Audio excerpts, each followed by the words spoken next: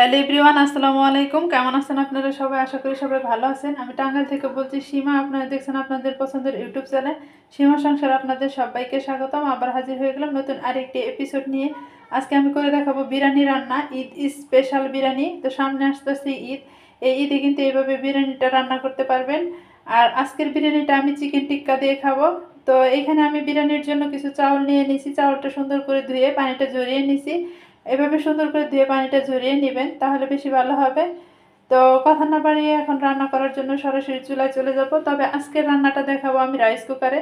তো আমি রাইস কুকারের কাছে চলে যাব। তো চলে আসলাম রান্না করার জন্য।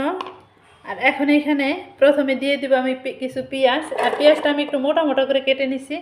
আপনারা আপনাদের পছন্দ মতো কেটে নেবেন, তবে বিরিয়ানিতে মোটা পেঁয়াজই ভালো। দিয়ে দিতেছি দারুচিনি, এলাচ,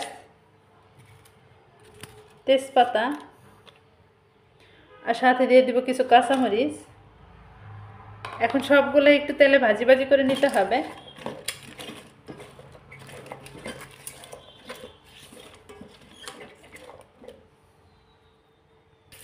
তো পেঁয়াজ আর কাঁচামরিচ, তেজপাতা, এলাচ, দারচিনি ভাজি হওয়ার পরে এখন এখানে অ্যাড করে দিলাম কিছু আদা। আদাটা আমি বেটে নিছি। আপনারা চাইলে কিন্তু আদাটা চাক চাক করেও দিতে পারেন, তবে বেটে নিলে ভালো হয়, সেজন্য আমি বেটে নিছি। বেটে নিয়ে এইভাবে আদাটা এইভাবে তেলের সাথে মিক্সড করে একটু ভাজি ভাজি করে নিতে হবে।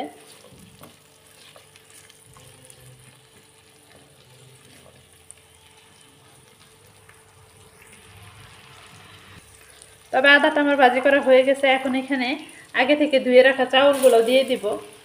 যেহেতু আমি চিকেন টিক্কা দেখাবো, সেই জন্য আর কোনো মশলা এখানে অ্যাড করলাম না। তো আপনারা চাইলে কিন্তু করতে পারেন।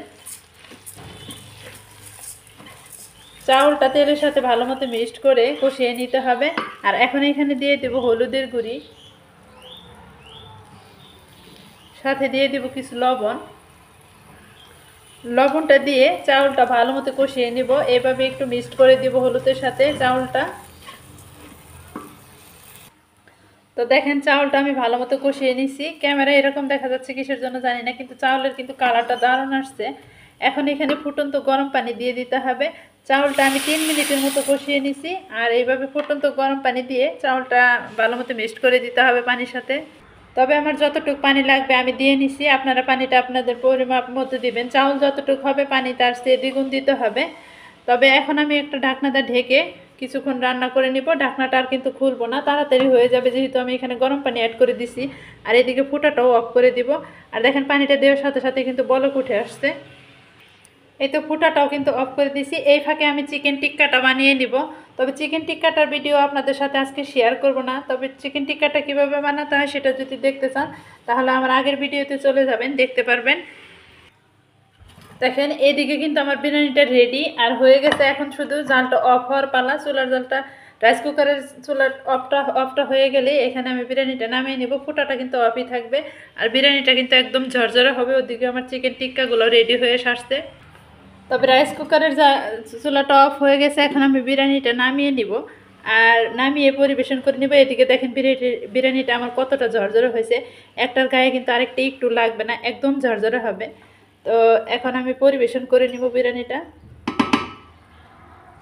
তবে বিরিয়ানিটা এখন পরিবেশন করে নিচ্ছি। দেখেন কতটা ঝরঝরে হয়েছে, না দেখলে বিশ্বাস করবেন না, এতটাই ঝরঝরে হবে আপনারা যদি এভাবে রান্না করেন। আর এবারে ঈদ স্পেশাল, এবারে ঈদে কিন্তু এভাবে বিরিয়ানিটা প্রিয়জনদেরকে খাওয়াতে ভুলবেন না। তো এখন আমি বিরিয়ানিটা পরিবেশন করে নিচ্ছি। আর কালারটাও জোস্ট আসছে, অনেক সুন্দর আসছে। এই তো রেডি হয়ে গেছে ঈদ স্পেশাল চিকেন টিক্কা দিয়ে বিরিয়ানি। তো আমারটা এরকম হয়েছে, দারুণ একটা কালারও আসছে। তো ভিডিওটা ভালো লাগলে অবশ্যই কিন্তু সাবস্ক্রাইব করবেন আর কমেন্টের মাধ্যমে জানাবেন আজকের বিরিয়ানিটা আমার কীরকম হয়েছে।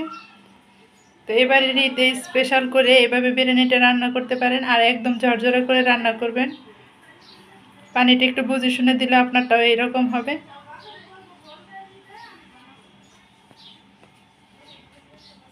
তো সবাই ভালো থাকবেন, সুস্থ থাকবেন। আসসালামু আলাইকুম, আল্লাহ হাফেজ।